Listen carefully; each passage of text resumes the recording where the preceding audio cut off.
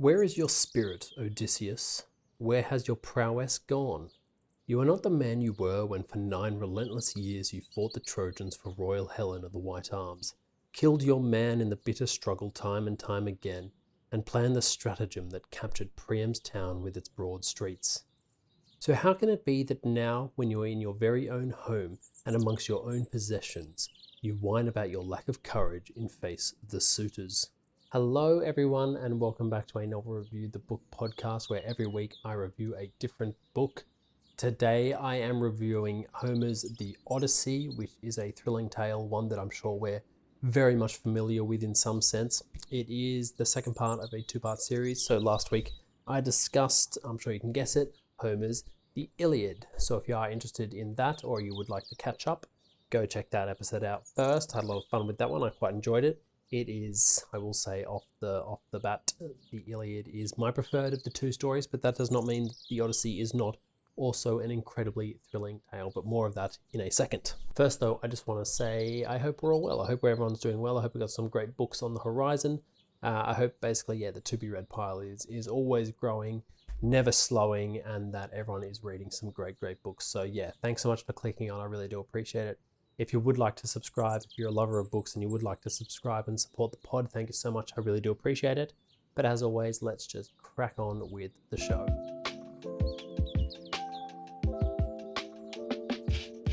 Can a hero return home, both of course physically and mentally? That is the question that I was, pondering as I read this story. This was my second time reading The Odyssey. I can't really remember my first experience reading it. Not that I can't remember, of course, doing it or the story, but I think it was interesting to read it this second time and get a very different read on it. Having grown up a lot more from whenever I read it last time, I must have only been 18 to 20 when I first read it. So for me, it was all sort of about the action and adventure. But of course, being a little older and hopefully a bit more mature and more understanding of the world, that question of can a hero return home, or can a soldier, I guess, probably more accurately return home, both of course in the physical sense and the mental sense. What is the toll of being away from home for these extended periods of time, but of course also facing the atrocities of war, very prevalent questions that are still very relevant today. So it was a really interesting question to consider, and this is a completely different story to the Iliad. I definitely prefer the Iliad as a story. I think it's probably more interesting. I think I like what the Iliad is as a story and how it tells the story. That being said, reading the Odyssey this time, I think it was really fascinating to see how stylistically it is different from the Iliad.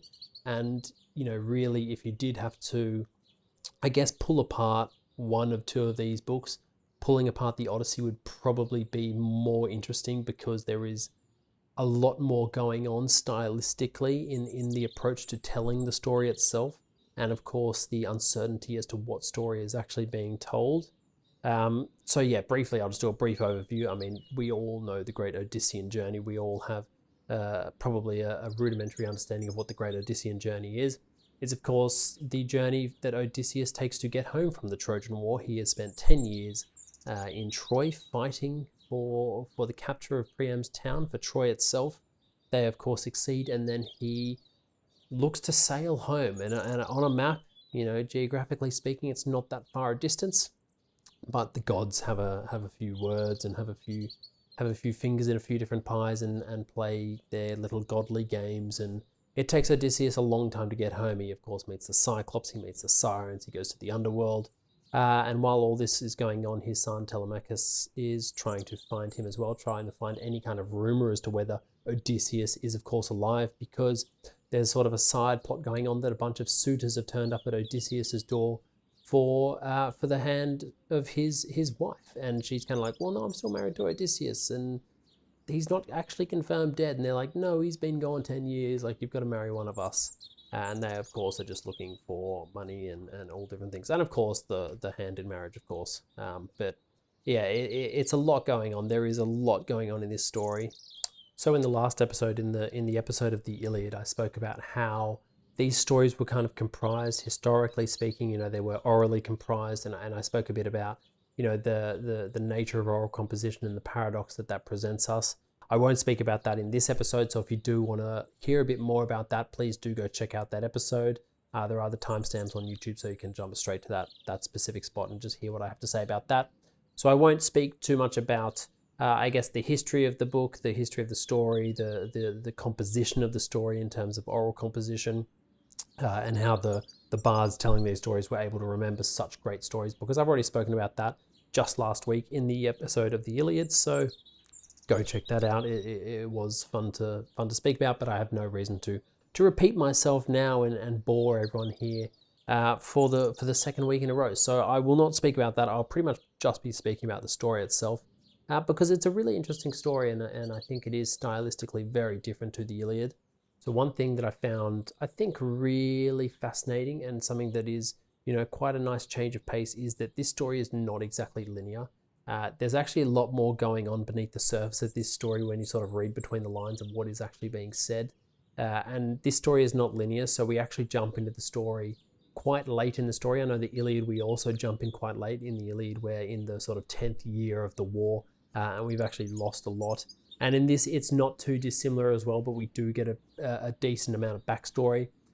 The reason I think it's really fascinating is because Odysseus actually recounts a lot of the story. So in the Iliad, we just sort of don't get those first 9 years of the story.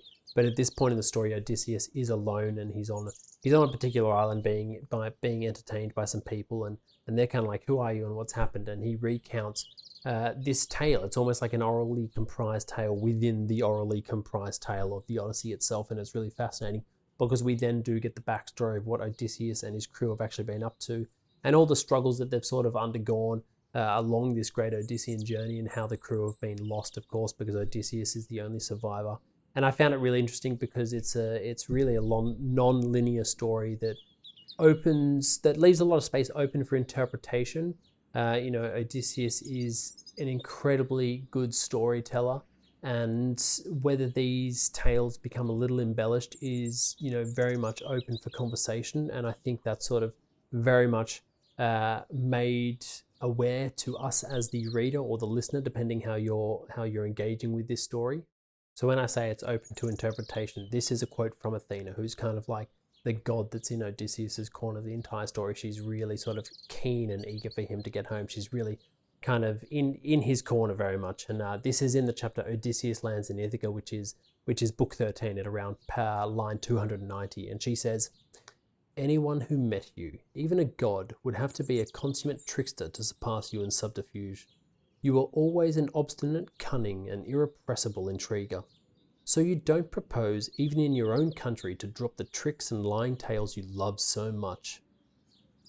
And so you see there, even she's saying, you know what, Odysseus, you do love to lie, you do love to tell tales, you do love to sort of trick people. And this comes sort of relatively in the middle of the book, and so at this stage we've already had the tale that he's been on. We've been to the underworld, we've met the Cyclops, we've met the Sirens, and it's this very much mythical element of the story that now sort of comes into question as to whether this actually happened. Obviously, in a modern standpoint, we know it definitely didn't happen, because I don't believe in the Greek gods. I'm not sure about you, dear listener. Maybe you are a believer in the Greek gods and the underworld and everything like that, and no disrespect if you are.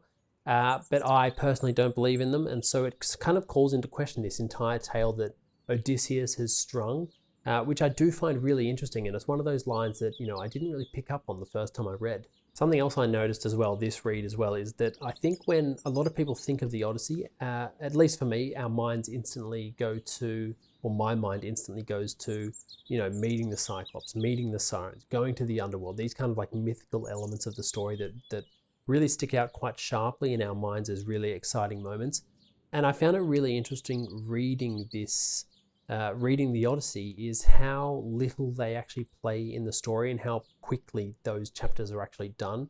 Like I said, Odysseus is recounting the story, and from memory it was over like 3 or 4 chapters, and that entire mythical element of the story has been completely run through.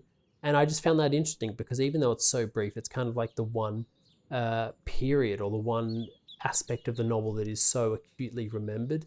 And then I was kind of like, oh, that we journeyed through there really, really quickly. What's the rest of the story about? And in my mind, from my first read, the return home was always like quite a brief part of the story, when really it's like half the story. And I just found that really fascinating. I think the fact that or at least my mind had sort of, I guess, tricked me into believing that this great Odyssean journey was really, really great, even though it's actually quite condensed in the story itself.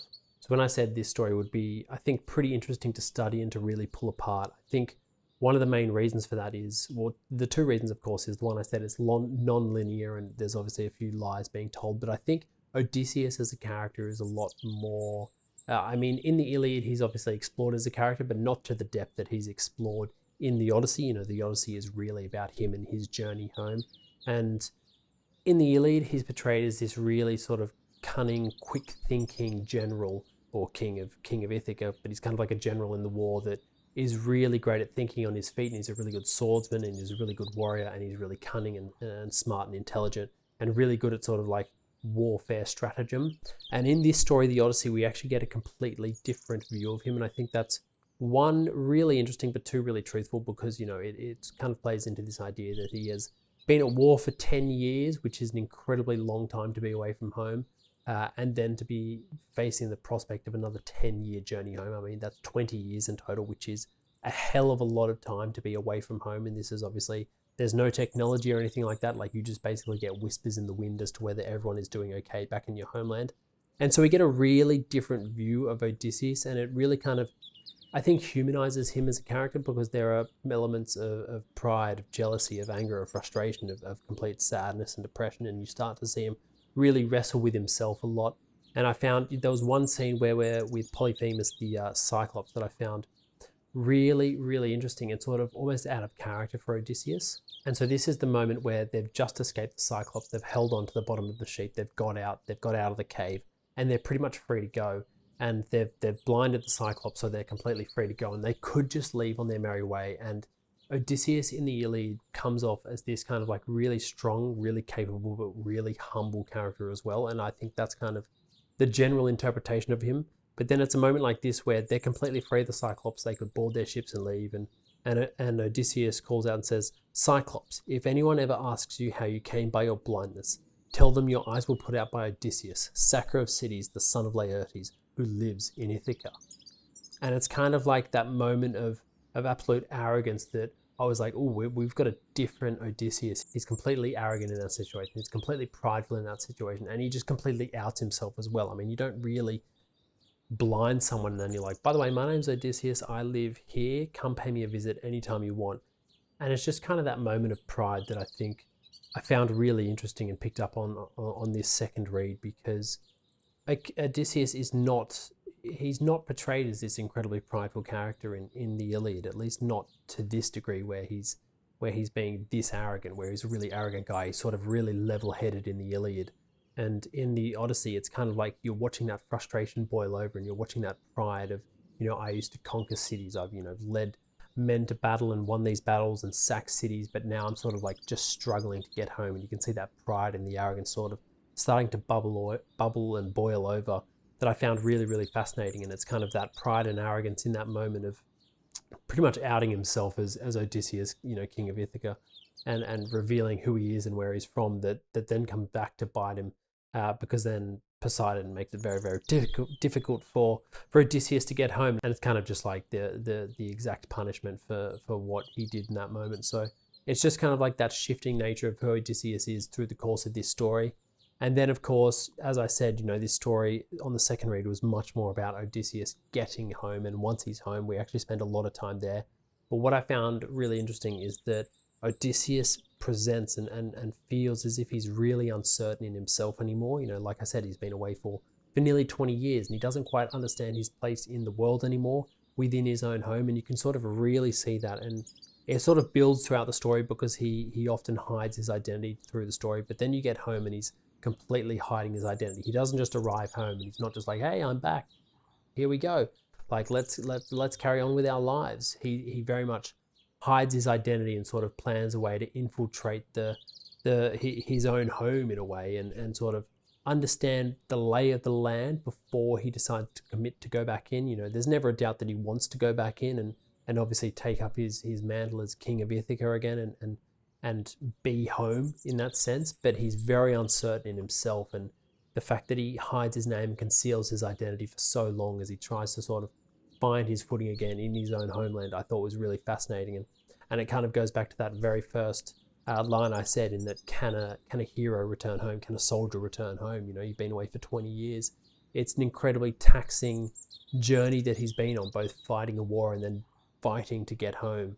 And I just found it really interesting. And, you know, obviously non-linear story. Odysseus is possibly telling lies throughout the course of the story, maybe to make himself feel better because of this uncertainty as to who he is, and the idea that, you know, Troy happened 10 years ago, so now we need something a bit more relevant, a bit more fresh. You know, I listened to the songs the siren sang, I blinded the Cyclops, I went to the underworld.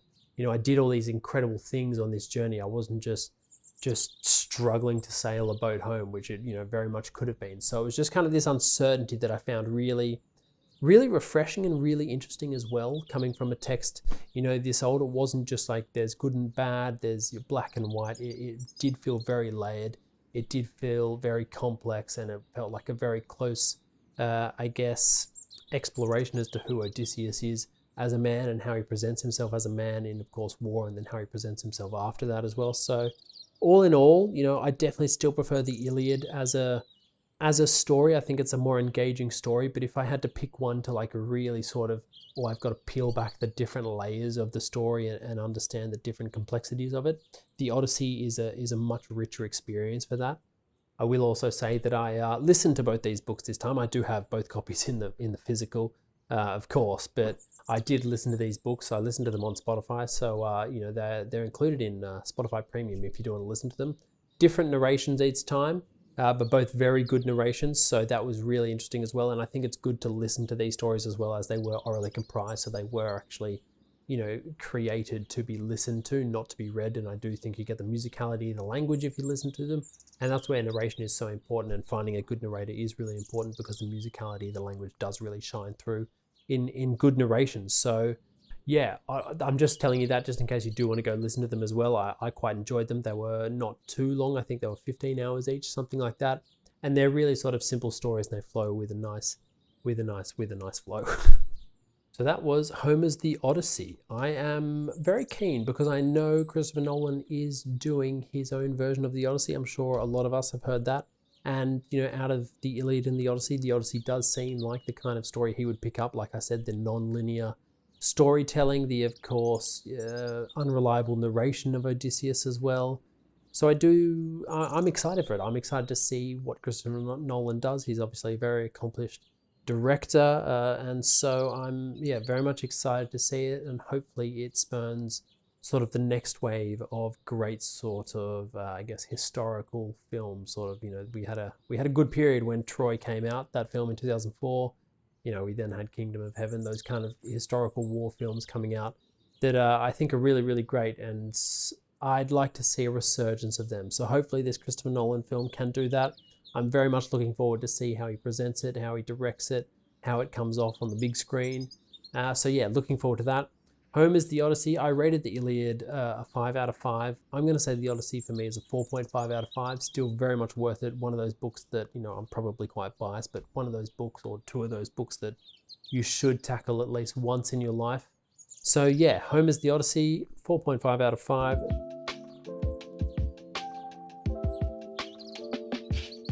Well, here we are at the end of the episode. I hope you enjoyed it. I hope you made it all the way to the end.